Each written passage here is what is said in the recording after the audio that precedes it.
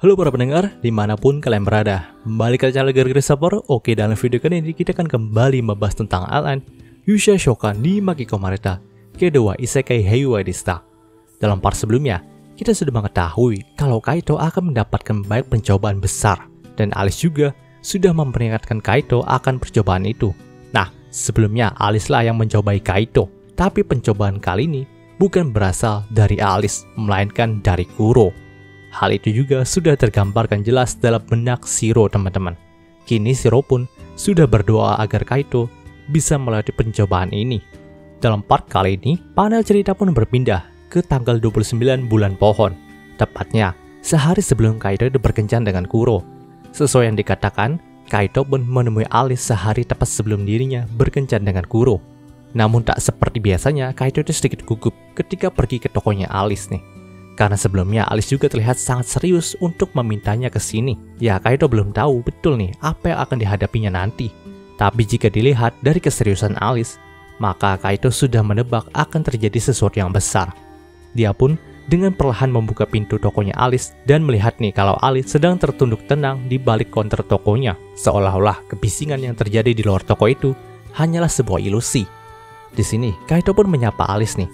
Tapi dalam sapaan pertama, dia tidak mendapatkan jawaban. Jadi dia pun memutuskan untuk menyapanya lagi. Namun hingga disangka, saat itu Alice malah tertidur pulas, teman-teman. Jadi selama ini Kaito itu hanya memanggil Alice yang sedang tertidur.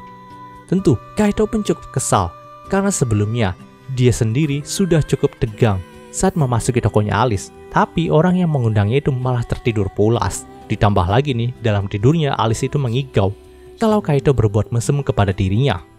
Tentu, Kaito pun langsung menjawar telinga dari wanita kurang ajar itu supaya bangun dari mimpi mesumnya. Tentu, jawaran telinga yang diberikan sama Kaito itu cukup berpengaruh dan membangunkan Alice. Tapi di sini, Alice pun sedikit protes kenapa Kaito membangunkannya dengan cara yang kasar. Padahal dia berharap Kaito akan bersikap lebih lembut kepada dirinya, misalnya dengan mencium pipinya. Tentu, hal itu semakin membuat jawaran dari Kaito tambah kencang. Namun terlepas dari itu semua, Alice pun cukup senang nih kalau Kaito sudah mau datang menemuinya hari ini. Dan sesuai perkataannya, beberapa hari yang lalu dia akan menceritakan segalanya kepada Kaito nih mengenai Kuro. Karena memang nantinya Kaito itu akan berhadapan dengan Kuro, maka Alice dan yang lainnya akan membuat persiapan untuk Kaito. Tentu, perkataan samar itu membuat Kaito jadi penasaran. Pasalnya besok, dia hanya akan berkencan dengan Kuro saja. Dan mungkin dia juga akan menyatakan perasaannya kepada Kuro. Karena semenjak dirinya dilamar sama Isis beberapa minggu yang lalu, Kaito itu mulai memikirkan dengan jelas keputusan apa yang akan dia buat setelah festival pahlawan ini selesai. Apakah nantinya dia akan tetap tinggal di isekai ini, atau dia akan kembali ke dunia asalnya. Dan dari apa yang terlihat, Kaito ingin menyatakan perasaannya kepada Kuro nih. Jadi Kaito pasti akan tetap tinggal di isekai ini. Namun di sini, dia masih belum habis pikir dengan perkataan Alice yang mengatakan kalau Kaito akan berhadapan dengan Kuro. Tapi nampaknya Alice tidak membiarkan Kaito untuk bertanya nih. Karena memang dia langsung memindahkan Kaito dengan dirinya ke sebuah tempat yang berada jauh dari Symphonia. Di sana sudah ada Mikido, Magnawell, Isis, dan Lilywood yang nampaknya sudah menunggu mereka berdua. Di sini Alice pun berterima kasih kepada mereka karena sudah meluangkan waktunya. Tapi dia juga bertanya soal keberadaan dari Ain nih. Mendengarkan hal itu, Lilywood pun menjawab kalau Ain menolak rencana mereka karena Ain merasa rencana mereka ini sangat membahayakan Kuro Moina. Di sini, Alice pun sudah tidak bisa protes lagi karena memang Ain sendiri sangatlah protektif kepada Kuro. Nah, intinya di sini para raja dunia iblis itu selain Kuro ingin memberitahu sesuatu yang besar kepada Kaito nih. Orang yang dipilih sama Kuro dan telah mendapatkan banyak kepercayaan dari mereka semua. Secara gamblang mereka pun menjelaskan kalau selama ini Kuro sangatlah menderita karena tidak kunjung mendapatkan sesuatu yang dia inginkan. Namun memang mereka berlima juga tidak tahu tentang apa yang diinginkan sama Kuro. Mereka itu tidak bisa melihat isi hati dari Kuro. Walaupun mereka itu terlihat sangat dekat, tapi masih ada kegelapan dalam hati Kuro yang tidak bisa mereka jangkau. Mengingat nih kalau Kaito adalah pengguna sihir simpati yang bisa membaca hati setiap makhluk hidup, maka dari itu mereka pun mempercayakan tugas untuk melihat isi hati Kuro kepada Kaito. Lagi pula, Kaito juga adalah orang yang dipilih sama Kuro dalam isekai ini. Selain itu, mereka juga mengungkapkan nih kalau sebenarnya mereka berlima adalah saudara. Walaupun ras mereka berbeda-beda, tapi dulunya wujud asli dari kelima raja dunia iblis ini adalah 5 ekor burung peliharaannya Kuro. Begitu juga dengan Ain. Dia adalah saudara mereka, tapi memang nih Ain sendiri memilih untuk menjadi pelayan setia dari Kuro saja dan bukan menjadi seperti mereka. Dan mereka berenam juga lah yang membantu Kuro untuk menginvasi alam dewa saat 20.000 tahun yang lalu. Karena memang nih, Kuro adalah satu-satunya entitas yang bisa membunuh Shiro, sang dewi pencipta. Dan karena Kaito sudah menjadi orang kepercayaan Kuro, maka dari itu, mereka sekali lagi menitipkan tugas ini kepada Kaito. Meskipun mereka berlima itu menggabungkan kekuatan untuk melawan Kuro, mereka nggak bisa mengalahkannya. Bahkan untuk membuat goresan kecil di pipinya Kuro saja, itu sangat sulit dilakukan sama mereka. Ya, di dalam pandangan Kaito pastinya kekuatan mereka berlima itu berada di atas batas normal. Tapi meski begitu, mereka masih belum ada apa-apanya jika dibandingkan dengan Kuro. Jadi mereka lebih memilih cara yang lembut untuk mengalahkan Kuro, yaitu dengan sihir simpatinya Kaito. Setelah itu, Alice pun memberikan sebuah buah emas kepada Kaito nih. Dan kalau Kaito memberikannya kepada Kuro, maka Kuro pasti akan menolak Kaito dan akan menyerangnya. Tentu hal itu membuat Kaito sedikit takut nih. Namun beberapa hal tadi hanyalah pembuka dari apa yang ingin mereka sampaikan. Di sini Alice tahu, kalau Kuro mengeluarkan kemampuannya kepada Kaito, maka Kaito bisa saja langsung pingsan ataupun mati nih. Maka dari itulah, mereka berlima akan meminjamkan kemampuan mereka kepada Kaito. Nantinya, kekuatan ini bisa menjadi sebuah barrier bagi Kaito untuk menahan pengaruh dari kekuatannya Kuro.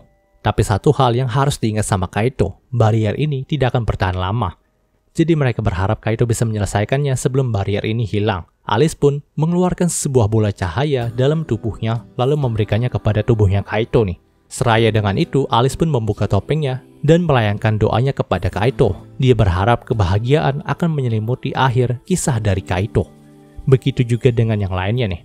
Baik Megiddo, Lilywood, Magnawell, dan Isis turut melakukan hal yang sama dengan Alice. Mereka memberikan kekuatan sambil melayangkan doa kepada Kaito. Jadi di sini, Kaito tidak hanya mendapatkan kekuatan dari masing-masing penguasa dunia iblis. Kaito juga mendapatkan berkah dan harapan mereka. Setelah selesai dengan semua hal tadi, akhirnya Kaito dan Alice pun kembali ke Symphonia. Tepatnya ke dalam tokonya Alice nih. Nah, walaupun Kaito sudah mendapatkan kekuatan semua penguasa dunia iblis dalam bentuk barrier, tapi tetap saja dia merasa kalau tidak banyak yang berubah dalam dirinya. Namun di sini, Alice itu masih menyayangkan ketidakhadiran dari Ain nih. Jika saja Ain setuju dengan rencana mereka, maka kesempatan Kaito untuk menang itu semakin besar lagi. Di sini Kaito pun berkata, kalau hal itu nggak apa-apa karena memang Ain sendiri sudah menolaknya. Karena mungkin juga nih, dia itu sangat khawatir dengan Kuro. Namun tak lama setelah itu, ada seorang yang masuk ke tokonya Alice nih. Padahal sudah jelas hanya Kaito lah yang menjadi pelanggan toko ini. Ternyata orang yang masuk ke sana adalah Ain, teman-teman. Di sini, Alice pun langsung berdiri di hadapan Kaito untuk melindunginya. Walaupun kekuatannya sudah terkuras karena dia sudah memberikannya kepada Kaito, Alice akan tetap melawan Ain jika saja dia macam-macam kepada Kaito.